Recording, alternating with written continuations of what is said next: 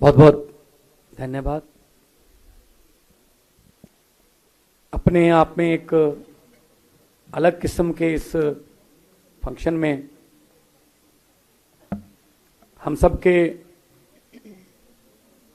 शिक्षा में, हेल्थ में, इंफ्रास्ट्रक्चर में और समाज की दुश्वारियों को दूर करने के लिए हमारे मेंटर, नेशनल कन्वीनर ऑफ आम आदमी पार्टी श्री अरविंद केजरीवाल जी, जिनको क्रांतिकारी मुख्यमंत्री के तौर पर भी जाना जाता है, बिल्कुल उनके दाएं बैठे हैं। और हमारे यहाँ कहा भी यही जानता है जो सबसे नज़दीक हो कि मेरा सज्जा हाथ है, उनके बिल्कुल दाएं बैठे हैं क्रांतिकारी शिक्षा मंत्री श्री मनीष सिसोदिया जी, और पंजाब के यंग एजुकेशन मिनिस्टर जिनमें जुनून है, जोश है कुछ करने का, हरजोत बैंस जी, दिल्ली सरकार के एजुकेशन डिपार्टमेंट के सभी अधिकारीगण, पंजाब सरकार के सभी अधिकारीगण और सभी प्रिंसिपल्स और दिल्ली सरकार के जो मेंटर टीचर्स यहाँ बैठे हैं, सबको मेरी तरफ से नमस्कार, सत श्री अकाल। सत श्री अकाल सर।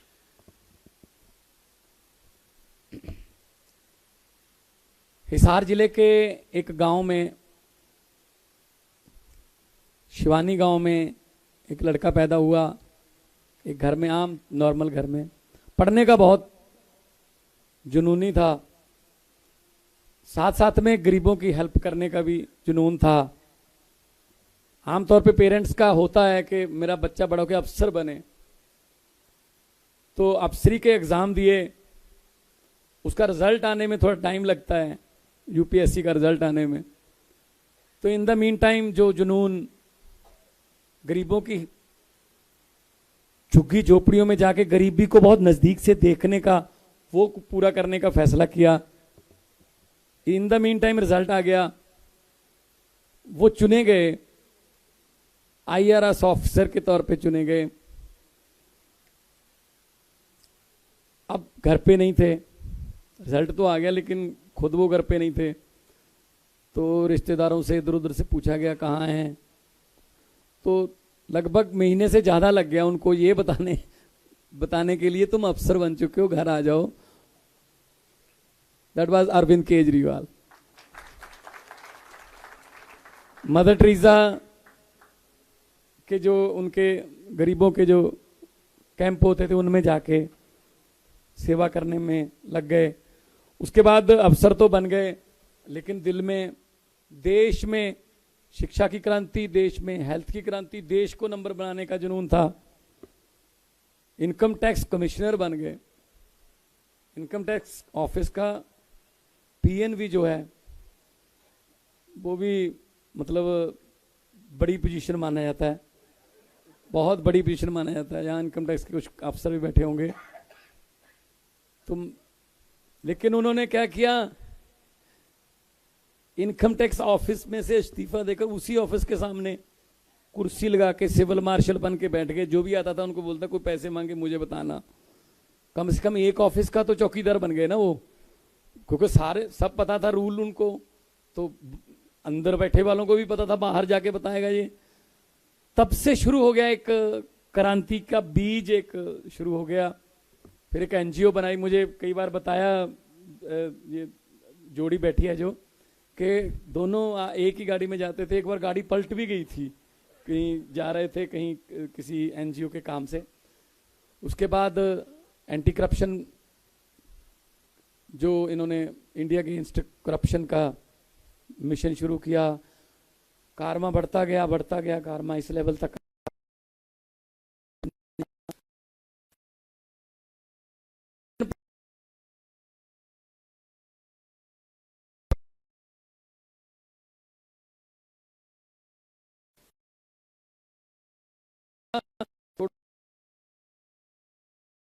करेंगे नहीं, 90% खराब है, 10% तो ठीक है, हम 10 को 90 में कन्वर्ट कर सकते हैं।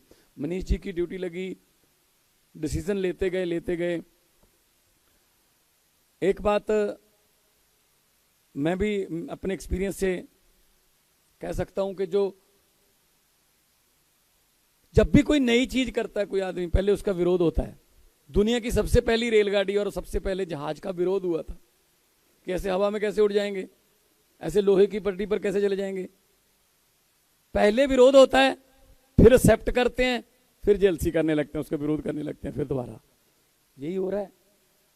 पहले विरोध हुआ, फिर एक्सेप्ट कर लिया, स्कूल बन गए, अब कह रहे स्कूल क्यों बना दिए। तो लेकिन ये चैलेंजेस जो हैं ये वही आदमी ले सकते हैं जिनके दिल में जुनून हो और जिनको परमात्मा ने इतनी बुद्धि, इतना बल बख्शा हो कि किसी के जीवन में कोई चेंज ला सके। भाई, आज के ज़माने में भाई का कत्ल कर रहा है, पैसे की दुनिया हो गई, लंबी दौड़ है, मंजिल कोई नहीं है, जिधर पड़ोसी भाग रहा है उधर ही हम भाग रहे हैं। मेरा एक शेर है, वो आदमी बहुत दुखी है जिसका पड़ोसी सुखी है। हम अपने दुखों से उतना दुखी नहीं जितना उसके सुखों से होते हैं। तो हम ये नहीं सोचते अगर पड़ोसी कार ले ले कि हम भी मेहनत करके इससे बड़ी कार लेंगे। हम ये सोचते कोई बात नहीं, हॉर्न मार के जाता है, किसी न किसी दिन स्क्रैच पा देंगे इसकी कार पे, स्क्रैच डाल भी देते हैं हम, हमारे कला है। लेकिन तरक्की तब होगी जब दोनों पड़ोसी कारों वाले हो जाएंगे। दूसरे की कार खराब नहीं करनी, अपनी कार बड़ी करनी है। तो एक टीचर का बेटा हूं मैं भी। पिताजी मेरे MA BSc BEd science master थे। उन लगभग जहाँ जहाँ उन्होंने पढ़ाया, मैं भी गांव के आसपास ही रहती थी ड्यूटी, मैं भी उन्हीं स्कूलों में पढ़ा हूँ। तो टीचर का दर्द भी मुझे पता है। आपने तो सर वो दर्द पे बहुत अच्छी मरहम लगा दिया है, अभी हमें लगानी है। आपने तो कर दिया ये काम कि टीचर जो है दिल्ली का, वो टीचिंग के सिवा और कोई काम नहीं करेगा। हमारे यहाँ उल्टा है, टीचिंग के साथ बाकी सारी काम टीचरों से लेते हैं सर। मतगणना करवानी है, वोट डलवाने हैं। अभी तो कोरोना के समय उनको मतलब बॉर्डर पे भी ड्यूटी लगा दी थी हरियाणा वाले पे कि आपने चेक करना है कौन कोरोना वाला आ रहा है। मतलब हर बात पे टीचर, हम भी यही करने वाले हैं अभी पंजाब में कि टीचर जो है पंजाब के, वो टीचिंग के अलावा और कोई काम नहीं करेंगे, सिर्फ टीचिंग। अभी सेंसस आ रहा है देश का, तो हमारे पास एक लेटर आया था कि 68,000 टीचर चाहिए। हमने कहा जी हम स्कूलों में कौन भेजेंगे फिर। तो कहते फिर हम काम कैसे करेंगे। हमने कहा जी MA BSc MTech बहुत से लड़के लड़कियां आपको दे देंगे, 2 महीने ट्रेनिंग देके उनसे 4 महीने काम कराओ, उनका भी रेज्यूमे बनेगा कि हमने दुनिया की सबसे बड़ी डेमोक्रेसी में हमने सेंसस में जनगणना में हिस्सा लिया हुआ है, तो काम भी मिलेगा उनको। लेकिन स्कूल खाली नहीं करेंगे हम इस बात के लिए कि टीचर को कोई और काम मिल रहा है। तो इस क्रांति के लिए मैं श्रेय देता हूं अरविंद जी को, जिन्होंने, क्योंकि हमारे पूर्व राष्ट्रपति अब्दुल कलाम जी ने कहा कि सपने वो नहीं होते जो नींद में आते हैं, सपने वो होते हैं जो आपको सोने नहीं देते। तो देश को नंबर 1 बनाने का सपना, शिक्षा में नंबर 1 बनाने का सपना, हेल्थ में नंबर 1 बनाने का सपना, इंफ्रास्ट्रक्चर में नंबर 1 बनाने का सपना, जो देश को, वो अरविंद जी को और उनकी टीम को सोने नहीं देते।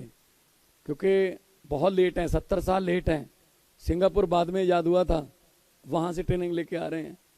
मतलब इसका मतलब वो कितना फास्ट चले होंगे और हम कितना स्लो हैं। और सबसे बड़ी बात यह है कि इनको शिक्षा के बारे में पता है कि शिक्षा का स्तर क्या होना चाहिए, किस लेवल के जो एग्जाम इन्होंने पास किए हैं। वरना हमारे यहाँ वो नेता भी हैं जिन्होंने खुद जिंदगी में कोई एग्जाम नहीं दिया, लेकिन एग्जाम देने की ट्रेनिंग देते हैं घंटा घंटा, 1.5 घंटा। तो मतलब कम से कम उस फील्ड का पता तो हो ना कि उसमें क्या होता है, पेपर कैसे दिए जाते हैं, एग्जाम के समय कौन सी स्ट्रेस होती है। खैर, उसैन बोल्ट का नाम सुना होगा आपने, बड़ी अच्छी एग्जाम्पल है। बहुत तेज धावक था, बहुत तेज दौड़ाक था, दुनिया में रिकॉर्ड तोड़े उसने। उसको एक दिन इंटरव्यू किया गया कि आपके कोच कभी देखे नहीं गए ग्राउंड में, स्टेडियम में। कहते जी मेरे कोच को आने नहीं देते। कहते क्यों? कहते पता नहीं क्यों, मेरे कोच का वो नहीं बनाते आई कार्ड, तो कोच आ ही नहीं सकते। कहते ऐसा क्यों, इतने तू तो वर्ल्ड रिकॉर्ड होल्डर हो, 100 मीटर में, 200 में, 400 में, आपके कोच को क्यों नहीं आने देते? कहते पता नहीं क्यों नहीं आने देते कोच को मेरे को। कहते क्या नाम है कोच का? नाम बताइए, हम एफर्ट करते हैं। ये तो बहुत ही बड़ी मिस्टेक है इंडियन इंटरनेशनल ओलंपिक एसोसिएशन की। उसने कहा जी जमैका में पला हूँ गाँव में, जंगल था तो मजबूरी में शिकार करके लाते थे खाना खाने के लिए, तो चीते पीछे पड़ जाते थे। चीते से बचने के लिए भागते थे, अगर एक स्टेप भी इधर उधर हो गया चीता बिल्कुल पास ही आ रहा है। जिनके चीते कोच हों उनको कोई हरा सकता है?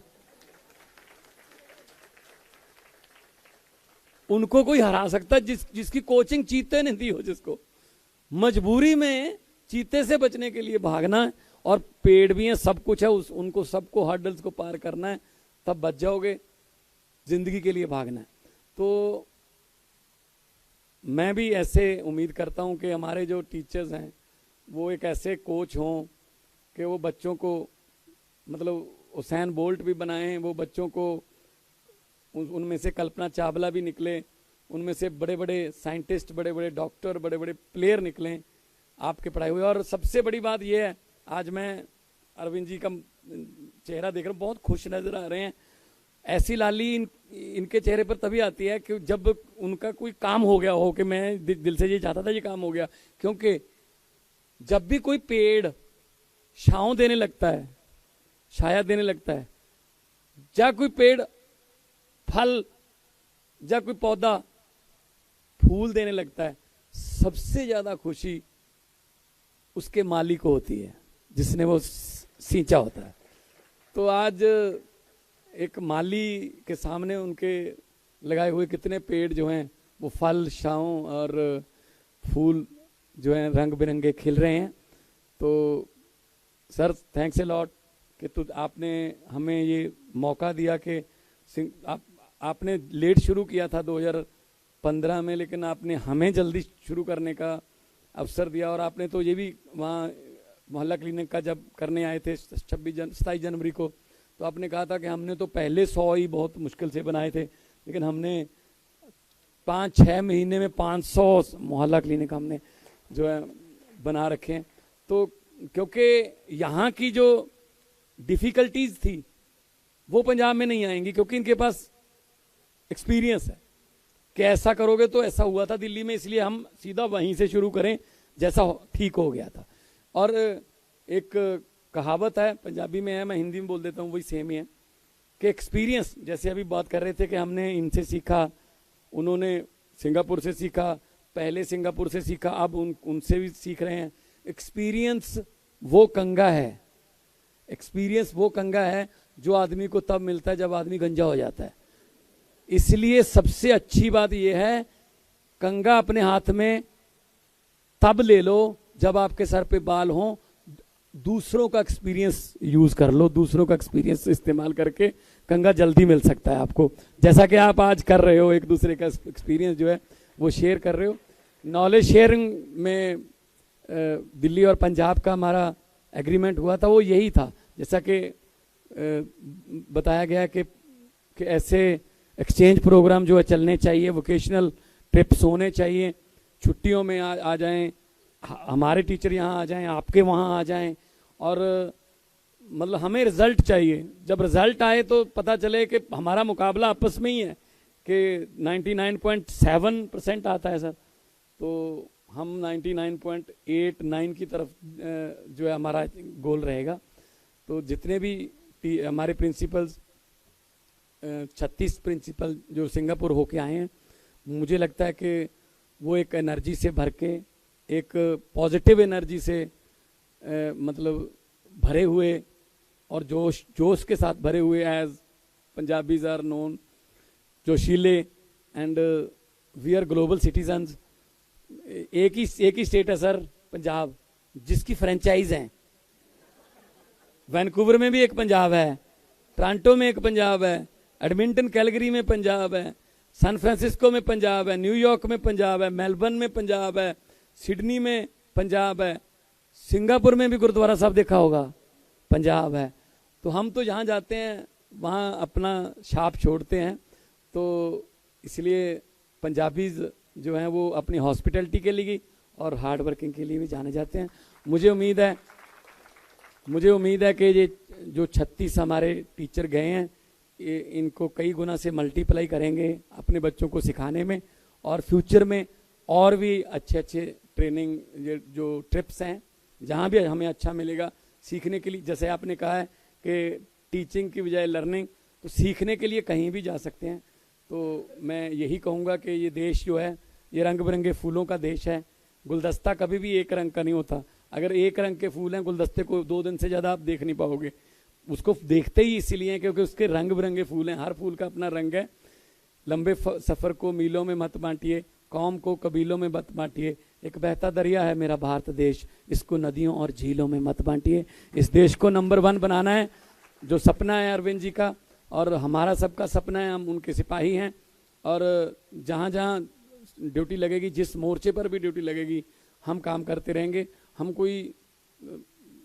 कोई भी हम 4 बैठे हैं, वो वकील LLB हैं, सर IAS अफसर, IRS ऑफिसर, ये ZTV में बहुत बड़े पत्रकार थे, मैं कलाकार था।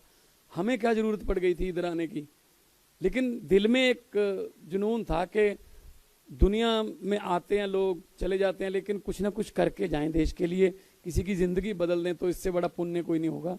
तो आपके पास तो बहुत मौका है। You are known as nation builder, कौम के निर्माता के तौर पे आपको माना जाता है। और सचमुच में जब लेट 50s में सर जवाहरलाल नेहरू जब प्रधानमंत्री बने इलेक्शन के बाद, पहले तो इलेक्शन नहीं हुई थी, फिर इलेक्शन के बाद जब बने तो सिंगापुर में कोई वर्ल्ड लेवल की कॉन्फ्रेंस थी, तो सिंगापुर की वो नेशनलिटी और वो बात कर रहे थे कि हाँ देशभक्ति इतनी है।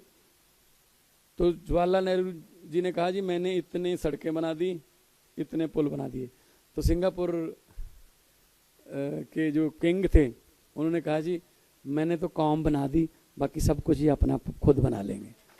सो आप बच्चों को इतना टैलेंटेड कर दो कि वो अपने सब कुछ अपने आप कर लेंगे, उनको कोई बेरोजगार या रोजगार दफ्तर में नाम लिखाने की जरूरत नहीं पड़ेगी। बहुत बहुत धन्यवाद, बहुत बहुत मुबारकबाद, बहुत बहुत मेहरबानी और hope for the long association with Delhi teachers mentors. तो मिलते रहेंगे।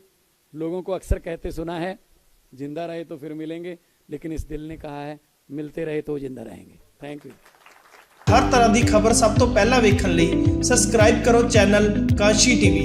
हर अपडेट का संकेत मिलता रहे, दबाओ बैल आइकन अते लाइक करो फेसबुक पेज कांशी टीवी।